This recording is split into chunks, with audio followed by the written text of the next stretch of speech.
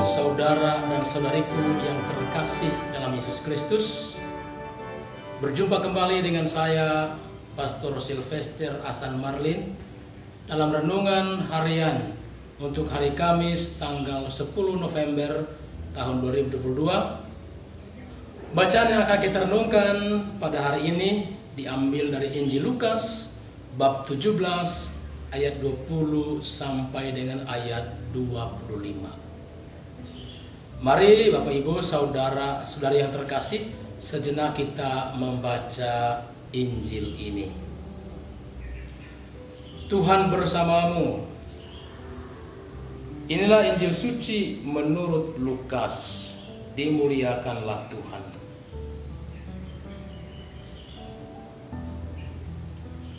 Pada suatu ketika, orang-orang Farisi bertanya kepada Yesus, kapan kerajaan Allah akan datang? Yesus menjawab katanya, kerajaan Allah datang tanpa tanda-tanda lahiriah. Juga orang tidak dapat mengatakan, lihat, ia ada di sini, atau ia ada di sana. Sebab sesungguhnya kerajaan Allah ada di antara kamu.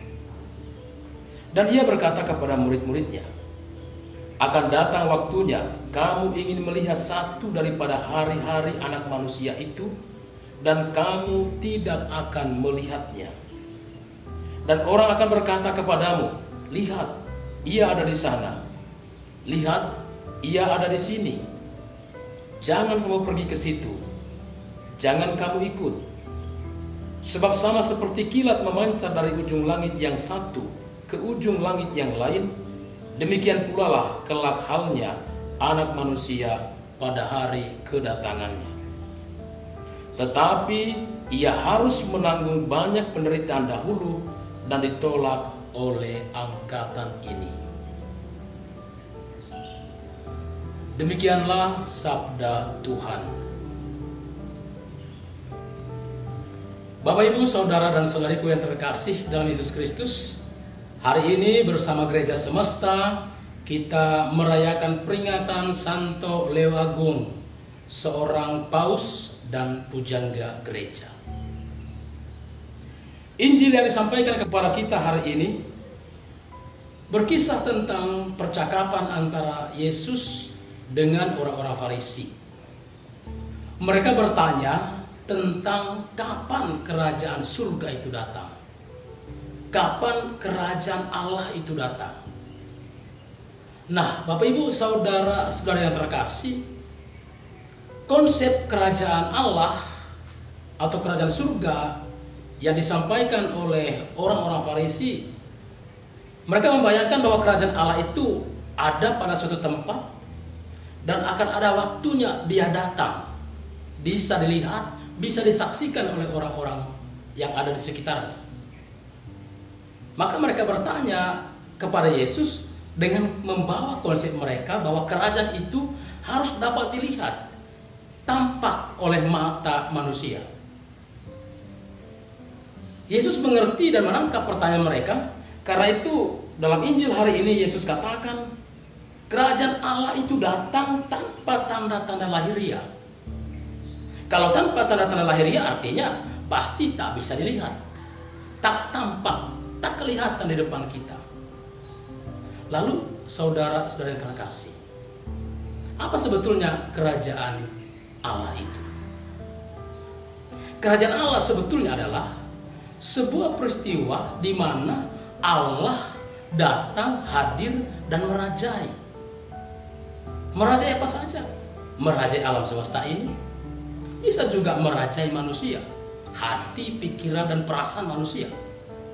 Maka kalau seperti itulah kerajaan Allah itu, pastilah tak bisa disaksikan dengan mata, tak bisa dilihat, tak bisa juga kita lihat tanda-tanda kedatangannya. Nah, saudara-saudara yang terkasih, dalam kalimat berikutnya Yesus katakan, sesungguhnya kerajaan Allah itu sudah ada di antara kamu. Mengapa Yesus katakan demikian? Saudara-saudara yang terkasih, misi utama Yesus hadir di dunia ini adalah untuk menghadirkan kerajaan Allah. Maka kalau Yesus katakan bahwa kerajaan Allah itu sudah ada di antara kamu, itu artinya dalam diri dia kerajaan Allah itu ada. Maka kalau orang sudah menerima Yesus, berarti menerima kerajaan Allah. Kalau kita merujuk pada nubuat Yesaya, bahwa Yesus memang datang sebagai pembawa damai, pembawa segala sesuatu yang membuat menjadi baik. Maka begitu Yesus hadir, berarti bersama dengan itu kerajaan Allah itu hadir. Karena itu saudara-saudara terkasih dalam Yesus Kristus, konsep kerajaan Allah yang dipikirkan atau dibayangkan oleh orang-orang Farisi itu diperbaharui oleh Yesus. Bahwa kerajaan Allah itu tidak sama dengan kerajaan-kerajaan dunia ini yang bisa dilihat, yang bisa tampak. Tapi kerajaan Allah itu adalah sebuah situasi di mana orang merasakan Allah hadir, ada bersama-sama dengan mereka. Karena itulah saudara-saudara terkasih, kerajaan Allah itu memang bukan hanya hadir menguasai alam semesta ini, tetapi juga dia menguasai pribadi manusia. Dia masuk dalam pribadi manusia, menguasai manusia, sehingga manusia itu dikuasai oleh kerajaan Allah dan Allah meraja dalam diri manusia itu. Maka saudara-saudara yang terkasih dalam Yesus Kristus, agama, terutama kekristenan, sebetulnya adalah tempat di mana kita merasakan kehadiran kerajaan Allah itu. Saudara-saudara terkasih, kerajaan Allah bukan seperti kerajaan dunia ini. Kerajaan Allah menguasai seluruh alam semesta, tapi juga dia bisa menguasai hati manusia. Tinggal dalam diri manusia, dalam pikiran, dalam perasaannya. Karena itu, kerajaan Allah itu juga menguasai manusia. Maka orang merasakan kehadiran kerajaan Allah itu justru di dalam dirinya. Saudara-saudara terkasih, agama, terutama kekristenan, sebetulnya adalah tempat di mana orang merasakan kehadiran kerajaan Allah. Kalau agama, terutama kekristenan, Katolik kita, hanya sekedar ritus di mana kita merayakan berbagai peristiwa-peristiwa iman, itu rasanya tidak bisa menghadirkan kerajaan Allah. Tapi kalau dalam perayaan-perayaan itu, dalam kehidupan sehari-hari, kita merasakan bahwa Allah ada, maka itulah sebetulnya kerajaan Allah itu. Jadi kerajaan Allah itu harus kita rasakan dalam kehidupan kita sehari-hari. Dalam kekristenan kita harus merasakan bahwa Allah bukan hanya sekedar Allah yang kita sembah, tapi Allah yang hadir dalam setiap peristiwa dan pengalaman hidup kita sehari-hari. Itulah Allah yang merajai kita. Oleh karena itu, saudara-saudara terkasih dalam Yesus Kristus, orang yang paham sungguh-sungguh tentang kekristenan itu berarti dia merasakan bahwa di sana dia akan menemukan Allah yang merajai dirinya. Nah, kita mengakui Yesus Kristus sebagai Tuhan dan misinya ke dunia ini adalah untuk menghadirkan kerajaan Allah itu. Maka kalau kita sebagai orang Kristen, orang yang percaya kepada Yesus Kristus, harusnya kita merasakan kehadiran kerajaannya di tengah-tengah kehidupan kita setiap hari. Karena itu saudara-saudara yang terkasih, kita tidak perlu mencari-cari di mana kerajaan Allah itu. Kita tidak perlu seperti orang Farisi bertanya kapan dia akan datang. Seperti yang Yesus katakan, kerajaan Allah itu sudah ada sekarang. Ketika Yesus itu ada bersama-sama dengan kita. Memang saudara-saudara yang terkasih, kepenuhannya nanti ketika Yesus datang untuk yang kedua kalinya. Tetapi kerajaan Allah itu sudah ada kini dan di sini bersama-sama dengan kita. Maka begitu kita mengenal Tuhan Yesus, bersama dengan itu kita harusnya merasakan bahwa kerajaan Allah itu sudah ada bersama-sama dengan kita. Nah, kerajaan Allah itu artinya tadi bahwa Allah berada bersama-sama dengan kita, Allah merajai seluruh hati kita. Maka orang yang sudah dirajai oleh Allah dalam seluruh dirinya, hati, pikiran, perasaannya, maka dia akan bertindak juga seturut apa yang diinginkan oleh Allah yang merajainya.